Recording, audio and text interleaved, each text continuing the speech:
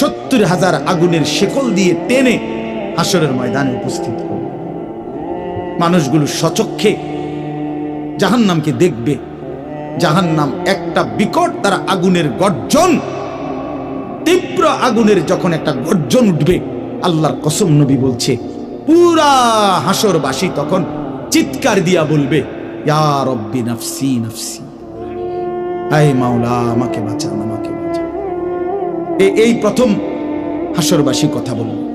তাফসিরে আছে, হাদিসে, মানে প্রথম চুপচাপ দাঁড়ায় থাকবে, কিন্তু জাহান্নামকে যখন দেখবে, জাহান্নামের চিৎকার যখন শুনবে, তখন পুরা হাসরের ময়দানে চিৎকার উঠবে, ইয়া রব্বি নাফসি নাফসি, আল্লাহ আমাকে বাঁচান। নবী সাল্লাল্লাহু আলাইহি ওয়াসাল্লাম বলেন, আল্লাহ তাআলা ফেরেশতারা যেন দেখায় দিবে ইব্রাহিম আলাইহিস সালামকে, ওই যে আপনার ছেলে ইসমাঈল, তার ব্যাপারে কিছু বলবেন। ইব্রাহিম আলাইহিস সালাম বলবেন, ইয়া রব্বি নাফসি নাফসি, এই মাওলা আমাকে বাঁচান, আমাকে। ওর বিষয়টাও দেখো। ইয়াকুব আলাইহিস সালাম, ওনার ছেলে ইউসুফ আলাইহিস সালাম, এটা সেই ছেলে 40টা বছর দুনিয়াতে যার জন্য উনি কাঁদছিলেন।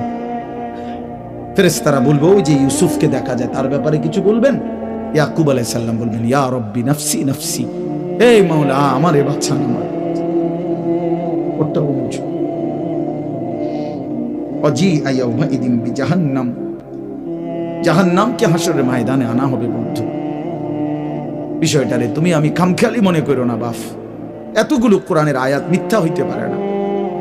1.25 লক্ষ নবী রাসূল, আদম থেকে নবী সাল্লাল্লাহু আলাইহি সাল্লাম, সমস্ত আম্বিয়া কেরাম চিল্লায়া উম্মতের দুয়ারে দুয়ারে গিয়ে আখিরাতের কথা বলছি। কবরের হাসরে এগুলো ভুল হবে কেন, মিথ্যা হবে কেন ভাইয়া? প্রতিদিন যে মানুষগুলো কবরে যায়, তুমি কি দেখো না ভাই, এই মানুষের মৃত্যু, লাশ, কবর তোমার কিছুই মনে করায় না?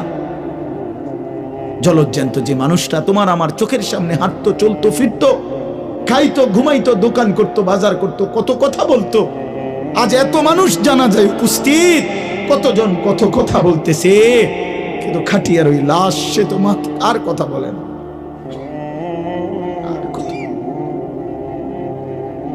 আর কথা বলে না।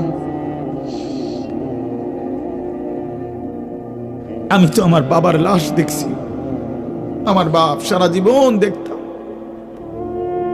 আব্বারে দেখছি আমি বুঝাওয়ার পরে সারাক্ষণ বলতো আমার সময় নাই, সময় নাই। আমার মসজিদ, আমার স্কুল, যে বাবারে দেখতাম ফজরের পর থেকে রাত 11টা পর্যন্ত শুধু দৌড়াইতেন, শুধু ব্যস্ত ছিল, সেই বাপ একদিন স্তব্ধ হয়ে গেছে। মৃত্যু বাবাকে একদিন থামায় দিছে, বন্ধু তুমি কি কোনো লাশ দেখো নাই? কেমনে এত লম্বা সময় নামাজ না পড়া থাকে ভাইয়া? 365 দিনে খোদার একটা বছরে। এই যুবক, আমি যদি তোর জন্য কাঁদতে পারতাম, 1 বছর কোনদিন যুবক, কোনদিন ফজরের নামাজ পড়লা না, হায় হায় মুসলমানের বাচ্চা, এত বড় বেঈমান কেমনে হইলা, কেমনে হইলা ভাইয়া? এ কেমন জিন্দেগি ভাই? কোনদিন নামাজ পড়বা না?